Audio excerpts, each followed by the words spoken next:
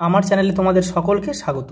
আজ আমরা ক্লাস 4 এর রায়ান মার্টিন প্রশ্নবিচিত্রা থেকে পরিবেশের তৃতীয় পর্যায়ক্রমিক মূল্যায়নের তৃতীয় স্কুল সলভ করব।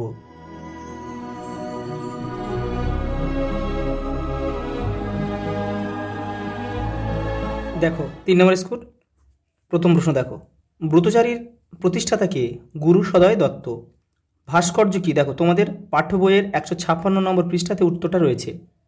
দেখো, পাথর বা অন্য কিছুর গায়ে খোদাই করে নকশা মূর্তি ফুটিয়ে তোলা হয়, এটা হচ্ছে ভাস্কর্য। পরের প্রশ্ন দেখো, গান্ধীজির পুরো নাম কি? মোহনদাস করমচাঁদ গান্ধী। পরেরটা দেখো, সংস্কৃতি কি? তোমাদের বইয়ের 122 নম্বর পেজে উত্তরটা রয়েছে। দেখো এই যে ভাষা, খাবার, পোশাক, এবার রয়েছে দেখো নাচ, গান, উৎসব আর শিল্পকলা নিয়েই সংস্কৃতি। পরের প্রশ্ন দেখো, খাসিয়াদের সমাজে কাকে পরিবারের প্রধান মানা হতো? মাকে। পরেরটা দেখো, নবান্ন উৎসবের একটি বিশেষ খাবার নাম লেখো। পিঠে। কোণারকের সূর্য মন্দিরে কতগুলি চাকা আছে? 12 জোড়া, অর্থাৎ 24টি। জামভাজির শিষ্যরা কি নামে পরিচিত? বিষ? বিষ নয়। জলের অপর নাম কি? জীবন। লেপচা মিউজিয়াম কোথায় অবস্থিত? কালিম্পং।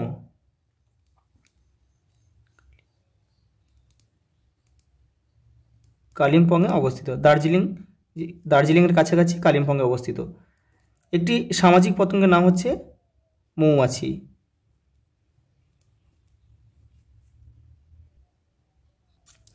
পরের প্রশ্ন দেখো, শূন্যস্থান পূরণ করো। বেথুয়া একটি ড্যাশ গ্রাম। এটা প্রশ্নটা ভুল আছে, এই গ্রামটা হবে না, এটা হবে বেথুয়া একটি শাক। এই দেখে নাও, বেথুয়া শাকের চচ্চড়ি, অর্থাৎ বেথুয়া একটি শাক। পরের প্রশ্ন দেখো, ধোঁয়াতে থাকা সবচেয়ে বিষাক্ত গ্যাস হলো কার্বন মনোক্সাইড। পরেরটা দেখো, কোন শব্দ থেকে ইংরেজি পেপার শব্দটি এসে? প্যাপিরাস। প্যাপিরাস।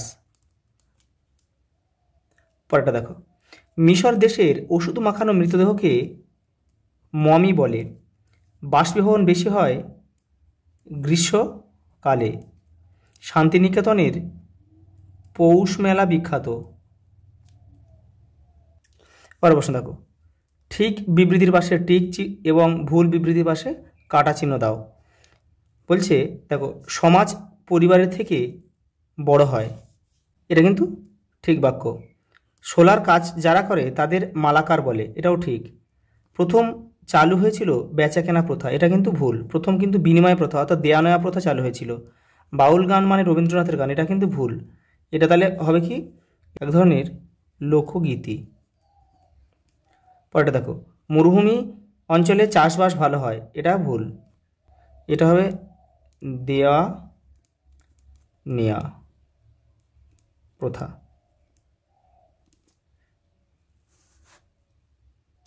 পরেরটা দেখো, মানুষ প্রথম কুকুরকে পোষ মানিয়েছিল। ইনস্যাট একটি কৃত্রিম উপগ্রহ ভারতের।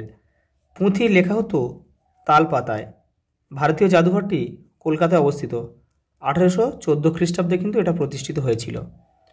পরেরটা দেখো, পৃথিবী পৃষ্ঠে 4 ভাগ, 4 ভাগের 3 ভাগই হচ্ছে জল। দেখো শির দ্বারা নেই কার, এখানে আরশোলা হবে। চা হলো একটি পানীয় ফসল কি? পানীয়। পরেরটা দেখো, বাতাসে উপস্থিত ধোঁয়া ধূলিকণার জন্য মানুষের শ্বাসকষ্ট হয় কোথায়? শ্বাসযন্ত্রে। পটচিত্র বিখ্যাত হচ্ছে পিংলা। মাছ মাংস ভালো থাকে নুন মাখিয়ে রাখলে। দেখো বাম দিক ডান দিক মেলাতে হবে। পুষ্টিকর পানীয়, এটা হবে দুধ, এখানে ক লিখতে হবে। আচ্ছা, বায়ুদূষণ হবে পাথরের রং বদলে যায়, এখানে খ লিখতে হবে। কেউ তীর চিহ্ন দিয়ে মেলাবে না। বেথু একটা শাক। জব এক ধরনের শস্য। আর জামা মসজিদ দিল্লিতে অবস্থিত। 6টা দেখো, বায়ু দূষণের কারণ ও প্রতিকার লেখো। পরেরটা, আবহাওয়ার দুটি বৈশিষ্ট্য লেখো। পরেরটা দেখো, তৃণভোজী ও মাংসাশী প্রাণী কাকে বলে, উদাহরণ দাও।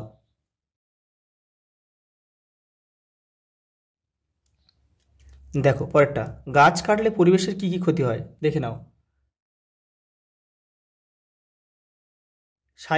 সাইকেলকে কেন পরিবেশ বান্ধব বলা হয়? পরেরটা দেখো, আগুন আবিষ্কারের ফলে মানুষের কি কি সুবিধা হয়েছে, দেখো তোমাদের বইয়ের ৭৯ নম্বর পেজে রয়েছে।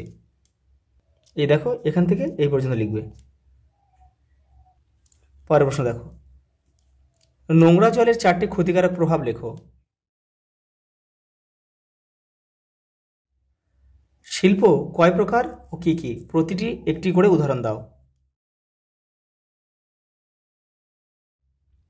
লাস্ট প্রশ্ন দেখো, সত্যাগ্রহ আন্দোলন কি, কে এই আন্দোলন শুরু করেন, দেখো তোমাদের বইয়ের 160 নম্বর পৃষ্ঠাতে উত্তরটা রয়েছে, দেখে নাও।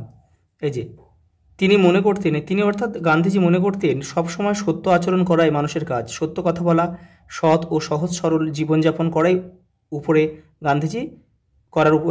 গান্ধীজি জোর দিতেন। সবসময় সত্যের জন্য আগ্রহ ও উৎসাহ থেকেই সত্যাগ্রহ কথাটা এসেছে। দেখো, কে এই আন্দোলন শুরু করেন, গান্ধীজি। আজ এই পর্যন্ত, দেখা হবে পরের ভিডিওতে।